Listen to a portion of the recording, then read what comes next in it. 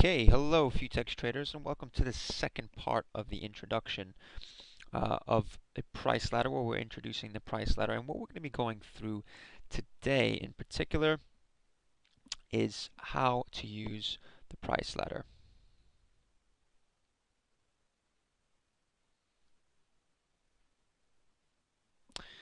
So, and in today's lecture series what we want to be covering predominantly is how we're going to be placing bids.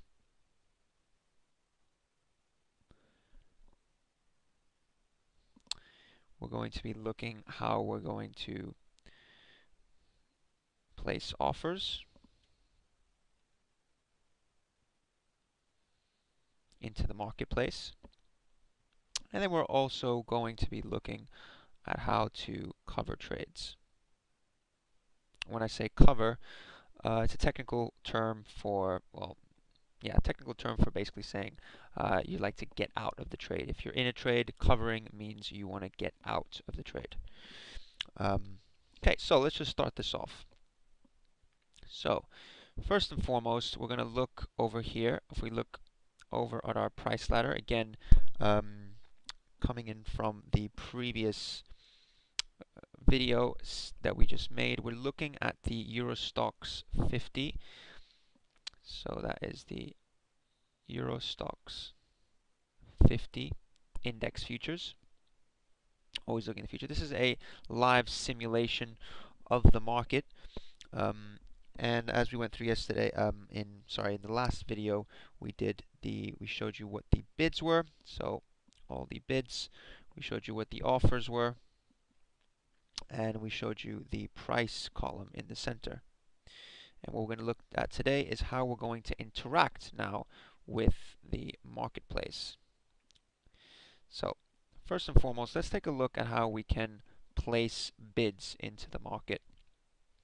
Now, if we take a look at our price ladder, and we see how it's structured, this is our Futex Live price ladder powered by Neon.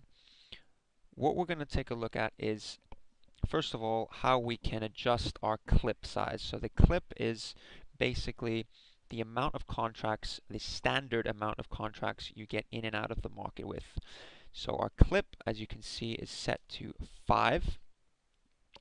And with this, you can place orders into the market. So with a standard clip of 5, and let's say we wanted to buy at the price of 32.32. In order to buy at 32.32, I just have to click on the blue column left of the price that I want to buy at, and if once I have clicked at that price, you can see just on the right hand side a little blue box has appeared showing me that I'm now bid at the price of 32.32. So if the market were to come down, currently trading at 32.36, if it were to come down 4 ticks in this direction to the downside and trade through all of these contracts, I'm somewhere, because there was already 900 lots there, theoretically I would be, after all those 900 lots were traded, I would be the next 5 lots. So if it's come down 4 ticks, trades out all of these contracts and basically when it gets to me, as I'm somewhere pretty far back in the queue, I can get filled, and I would be essentially at that point, I would be, if we just point this out right here, I would be long 5 contracts, or 5 lots as you would call them. So if it comes down and trades me out here, I would be long 5 lots if it trades out through there. So that is how you would place your bids. Now likewise, if we take a look, just remove this. If we wanted to place offers, do the same exact thing. We have a standard clip of 5. Let's say I wanted to offer at 32.41 in front of these 1,044 contracts. If I wanted to place an offer at 32.41, basically saying I'd like to be short or sell 32.41. I just click on the column on the right hand side, and automatically, as you can see, a offer or an indication in red pops up showing me that I'm currently offered at 32.41, that price. So obviously the market would have to rally or move up from 32.35, 6 ticks up to 32.41, trade through these contracts, and I would get filled, and at that stage I would be short. Now what happens when I actually do get short? So let's just try and do this for you guys now. So for example, I wanted to be long 32.34. I just place a bid at 32.34. There's now 50 contracts left. Once it's traded through them, now I'm long. As I'm now long, you can see what happens to the middle price column. It now changes from gray to blue. That is now indicating to me that I am long. When this turns blue, it's showing me that I am long, that I am now long the market. Now it's trading one price below me, so I'm currently offside, as you would call it. And let's just say I wanted to get out of the position. And this is what we would call covering the trade. If I wanted to cover the trade,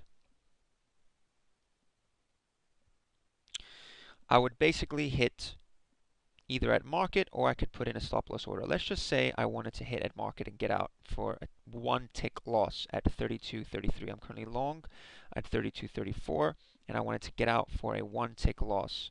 So I could either, now as it's trading there, offer it for a scratch to get out flat, or I can pull it down for a 1 tick loss, or I can click at 32.32 now, which is now currently the next available bid to hit. I can click at 32.32, and if I were to click 32.32 as I just did there, I just took a 2 tick loss from 32.34 to 32.32.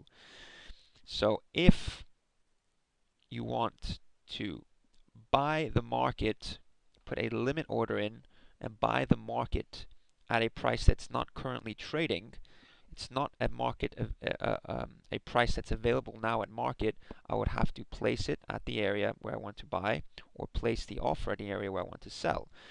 Now, if I'd like to buy at market, I just click where the next available offer is. So currently the next available offer is 32.34. If I wanted to buy 32.34, I just click at 32.34 and I'm long. If I wanted to get out for a 1 tick loss, I just click the next price lower, 32.33. I can likewise do the same exact thing to the downside. If I wanted to sell 32.33 now, which is the next available bid, I just click at market at 32.33. I've just sold 5 contracts, and now I'm with that red box is now turned red, as you can see here. It's indicating to me that I'm now short, or that I've sold 32.33. And obviously, with me having sold 32.33, I would want the market to now travel lower, ideally. But in any case, likewise, if I wanted to get out of this position, I just do the same exact thing. If I wanted to take a 1 tick loss, I just click 32.34, and now I'm out of the market. So this is essentially how you would get in and out of your positions. Now, technically, that's me covering a trade, and merely, just hitting market. So in order to cover a trade, you can hit market, or you can put in an automatic stop, a stop loss order. Now, how do we put in a stop loss order on the price ladder? Let's take a look at that. In order to do that, as you can see, this is the price ladder, the VTech Live price ladder. What you would click is currently we're using limit orders. So whatever we put into the market is a limit order. If we wanted to put a stop order in, we merely just click stop order, and we can put that into the market. So for example, if I wanted to get long 32.34, and I said, okay, I'm wrong if the market trades 32.32, I click the stop loss.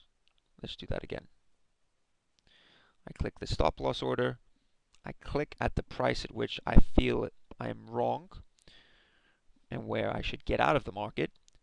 Now I've got a stop loss order in at 32.32. If the market trades at market 32.32, which it just did, it traded 2 contracts at market at 32.32, that hit my stop loss order that I placed, and now I've taken again another 2-tick loss because I was long 32.34, the market had traded 32.32, and now it hit my stop, and now I've covered for a 2-tick loss. Great. These are the basics of how to use a price ladder.